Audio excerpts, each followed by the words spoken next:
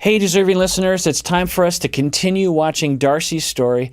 Let's watch this TV show called 90 Day Fiancé and see if anything comes out of my face that might be of interest or of use to you. Let's see what happens. Not together when we left you. Tom, do you consider Darcey your girlfriend? We're together, and we're seeing if that's a possibility. Do you consider Tom your boyfriend? Yeah. Okay, so similar to her and Jesse, there are breakups and getting back together. Nothing wrong with that, but it is notable that we're seeing that again. Tom, what is different about the way Darcey expresses her emotions compared to other women that you've dated? The women I've been with in the past probably don't tell me they love me as much as you'd want. Whereas Darcey tells me all the time, and that for me to hear on a regular basis, on a constant basis throughout the whole of the day, seems a little much. There's a huge wall between them two. You know, I do wear my heart on my sleeve, and I want the person that I care for to know that I love them. So it's hard for us to know, but Tom is saying that he hears from her that she loves him 100 times a day. It's probably an exaggeration, maybe not, who knows. But from the outside, you might be like, well, what's wrong with that? You know, Darcey saying she loves him all the time. I mean, why would you balk at that? Well, it's possible that Darcey is communicating something that Tom is picking up, which is, I love you, and I need you to reassure me right now that you love me. Because that's a preoccupied stance, because preoccupied people are baseline terrified of abandonment. And so they might believe that they're being functional by not, being dramatic or accusatory, but instead by saying, I love you, because it's like, well, I'm saying something nice. But the vibe could be communicated and picked up by Tom of like, I'm feeling distant and you need to reassure me that you're not going to abandon me. There is nothing wrong with feeling a fear of abandonment and expressing the need for reassurance. But when it's passive like that, it can rub people wrong. You know, to be in Tom's position of just like, was that an I love you, like an I love you, or is that an I love you as a test as to whether or not I love her? Is there a subtle accusation there that I'm distant or that I'm not good enough or I'm not being a good enough partner right now? I'm reading a lot into that, of course. There's no way for me to know. I'd have to ask the two of them what their experience was of that. But that's an hypothesis I would have if I heard that in someone. For me, when you first meet someone, you don't talk constantly about getting married. You ask lots of questions. So when I first was with my partner, I asked him lots of questions about himself, what school he went to, what his favourite colour is. I mean, I totally understand where her point of view is coming from. I know my genuine feelings for Tom are real. I do care for him deeply, and I'm glad we have an amazing bond and friendship. What's his favourite colour, Darcey?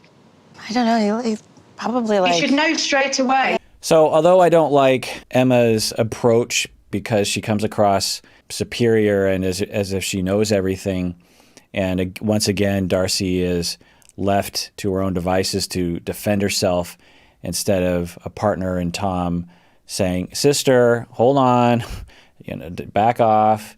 You don't really know the real Darcey. I could see where you're coming from. You're protective of me. We saw a similar thing with Jesse and his people attacking her. I don't know why people feel like they can just attack Darcey. I mean, but the sister does bring up something interesting that I didn't detect or I didn't notice enough to comment on, which is that when the two of them met, the accusation that Emma has is that Darcey wasn't actually interested in Tom as a human, as a person, as a friend, and as a lover, but was only interested in Tom as someone to marry her. That's a pretty black and white statement, but it's an hypothesis that is interesting. When you are so desperate to not be abandoned, when you're so desperate to have someone that will love you, that will be there for you, you can be so focused on that need and so focused on the fear about that not happening that you don't take the time to actually like put that aside and say, who is this person? Who are you? You know, I want to get to know you. And by doing it that way, you can actually prevent love from happening, because love happens when people get to know each other, usually. So that's an interesting point that Emma brings up. Darcey's favorite color? Nude. Nude. What's your favorite color, Darcey? White, pure. I know what triggers Darcey, and I know what doesn't. I know what she likes and what she doesn't like. I'm always trying to plan. He's a planner. It is kind of a silly question, your favorite color. I mean, I don't think my wife knows what my favorite color is, because I don't think I know what my favorite color is. And that's kind of a third grade thing, right? I'm sure there are adults who have favorite colors, but anecdotally, most of the adults I know don't have a favorite color. Because what does that mean? Like, whenever I see that color, I like it. And whenever I don't see that color, I don't like it. Because I think, you know, if you want a life with someone and you want to share something with someone, I need to know what Darcey actually wants. She wants an engagement ring and for you to tell her that she loves you all the time. She doesn't want to get to know who you are, what you enjoy doing, what your interests are. I don't see that. It is an interesting thing to say that Darcey isn't doing that. Another angle I might apply here is total speculation. We know nothing about Darcey's childhood and Stacy's childhood, but there's a chance there's some red flags of abandonment or abuse or something, some sort of chaos, mistreatment. And for people who go through that, sometimes there are elements of their development personality-wise that are arrested development, if you will. And one of the things that can be arrested is your differentiated sense of empathy. Adults, when they're raised well enough, are able to love themselves and also really be curious about another person and really want to get to know them. And when you're in love, you really want to get to know them. You ask them lots of questions, like, what's your favorite color, I suppose. Now, not everyone's the same. There's different styles. Some people come from families or cultures where there isn't so much of those kinds of questions. Some people do. There are a lot of questions. But if Emma is right, which could be, Darcey might be operating attachment-wise from a much younger age, when you're not as interested in the other person. You're much more interested in just getting them to take care of you than really interested in the other human being. You've been engaged twice before, That's and you correct. said both times you were left by your partner. You're What engaged happened? twice? Oh. Yeah. So she didn't know that, but the host knew that. It's one of those things that I'm guessing Tom didn't want to freak her out, or maybe he has some shame around that. That's interesting. Once again, Emma might be right that it's like, how are you guys together and you don't even know that Tom was engaged twice before? That's not something I would blame on Darcey, obviously, but it is an interesting element of the relationship. Now, sometimes in romantic relationships at the beginning, which we could argue they are at the beginning, you don't tell them all your backstory because you're not ready to tell them, which is also fine. So I'm not going to pathologize that right off the bat. I don't think they know each other very well. And I think that they need to spend more time getting to know each other. I don't know if they're caught up in the honeymoon bit of, you know, where you have lots of sex, it's really fun, you go out to bars, you know, you're doing lots of really nice things. But for me, a marriage is something completely different. Total speculation. Emma and Tom come from a family where the parents might have been really standoffish and someone had to be Tom's mom, and Emma stepped into that role. I don't know, but I've seen that kind of dynamic before in which case that was true. If you didn't know any better, you would think Emma was his mom. The energy she gives off, the way she words things. In fact, she's the younger sister. I would suspect that role dynamic developed early in life due to some need that forced Emma into that position. Because a lot of you watching might be like, Emma, back off. What, you know, you might not like her. But she probably developed that pattern, that role, due to a very good reason early in life. Now she's retained the role in later in life when it might not be as functional or needed, but that usually is why those things develop. I feel like I'm an open book with him. I feel like he does know a lot about me. I don't know why he's saying that right now, but I think I'm reliable because I'm there for you when you need me. I agree. And I don't necessarily think you're there for me when I need you. Really? Yeah. How's that? If I express my sentiment or feeling about a matter, if it's not wrapped in the right way, Darcey will become very upset because she takes it as a rejection rather than me just being able to say, look, I don't like this.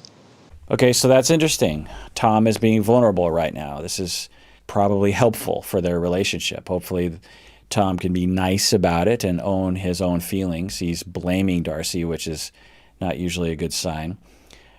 I would suspect that if we were actually to watch the interactions that led Tom to say that sort of thing, that we would find that Tom wasn't being super forthcoming about his experience, because avoidant people tend to be very afraid of being vulnerable and expressive. And so when they rise to that level, they'll express a little bit.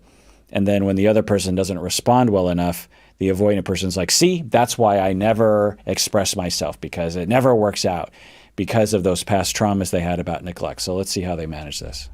Oh, Darcey, do you think you were being too affectionate No, to I a wasn't. guy? I think someone was kind of hitting on me, but I was just like there to talk, you know? You're saying your arms were not around him. Tom, you said her arms were around. Either they were Did you say or the they guy's weren't. arms were like on me or something? No. Yeah.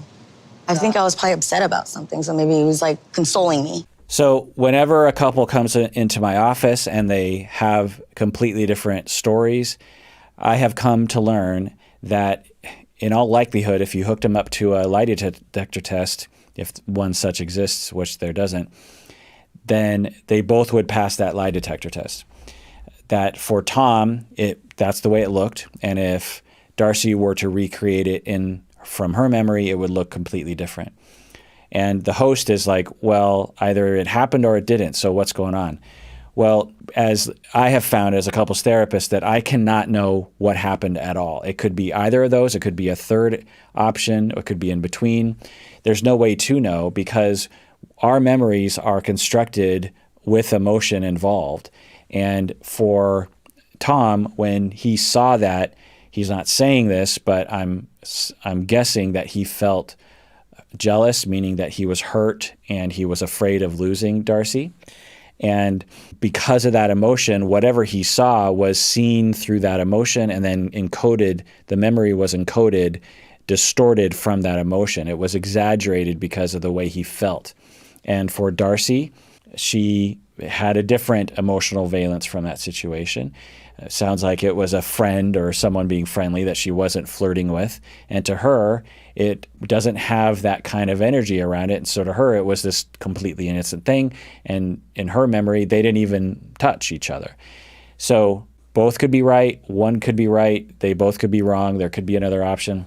As a couples therapist, instead of trying to decide which one is right, it's more important to talk about the emotions involved. Okay, Tom, regardless of what exactly happened, how did you feel in that moment? Darcey, regardless of exactly what happened, what were you going through at the time? Were you trying to flirt? Were you going to hurt Tom? Let's get at the bottom line of what really we're concerned with. Why do we need to nitpick about the details? We can work on this issue without agreeing on the exact way in which the touching happened. That's because... A random stranger consoling you. Oh, okay. It makes me angry to know that he's flown all that way and there's an argument straight away. When you're first together, you don't have arguments like that. Emma, I don't know if you know that for sure. There's plenty of different styles of relationships. I get that Emma is concerned about her brother, but she's making a lot of absolute statements that I wouldn't necessarily agree with. We've seen this behavior from Darcey before, where she'll be accused of something like when Jesse accused her of the physical violence between her and her sister and jail time and everything. Darcey has an interesting response where she's just like, I don't know what you're talking about. Even though when she does that, it seems kind of shady, right? Because if nothing happened, Darcey, you would say more words. You'd be like, and maybe nothing did happen. I'm not saying that she's covering something up. What I'm saying is it's an interesting behavior that I want to speculate on. But to contrast it with a behavior that would seem more, I don't know, mainstream, would be for Darcey to be like, look, Tom, let me explain. I came down to the lobby. There was, yes, it was a random stranger, but we were talking for about 15 minutes. And, I wear my heart on my sleeve, and I started to cry, and he consoled me. It wasn't a flirtation. And I'm really sorry that you walked in on that moment, because I could see how you'd be getting jealous. But believe me, it was just me talking with a random stranger. I hope you understand that. So that would be something normal for someone in Darcey's position to say. But what Darcey says is, I don't know what you're talking about. That's not what happened. And then no details given. So why would someone do that? Well, they might do it because they feel guilty on the inside. They might do it because they don't feel capable of navigating a defense like that. They could do it because they don't really feel as though they can hurt other people's feelings, which is something that some people in Darcey's profile will have, where because of their arrested development, they don't really quite get that they can hurt other people's feelings. It doesn't, not because they're a psychopath, but because they actually don't feel like they're old enough or important enough to hurt other people's feelings. And so they're just in the practice of just defending themselves. Nope, that didn't happen. It's similar to the way like a 7-year-old might act. Like, let's say a 7-year-old child was to steal money out of your wallet, and you go to him and you're like, hey, you took money out of my wallet. And the kid's like, no, I didn't. And you find the money and you're like, here it is. I caught you. You stole money out of my wallet. And the kid's like, yeah, whatever. Anyway.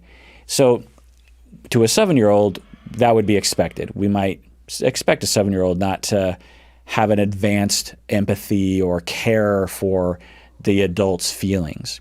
When you go through abuse and neglect and abandonment and mistreatment and chaos, your ego development is arrested to the point where you might kind of feel like you're a 7-year-old, even though you're a 44-year-old.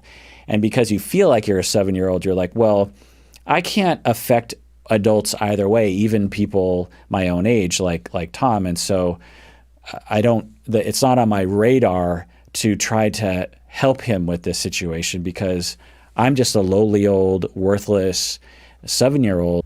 All right, well, that does it for that episode of Psychology in Seattle, in which I react to 90 Day Fiancé, in which we follow Darcey's story. Thanks for joining me. Please take care of yourself, because you deserve it. You really, really do.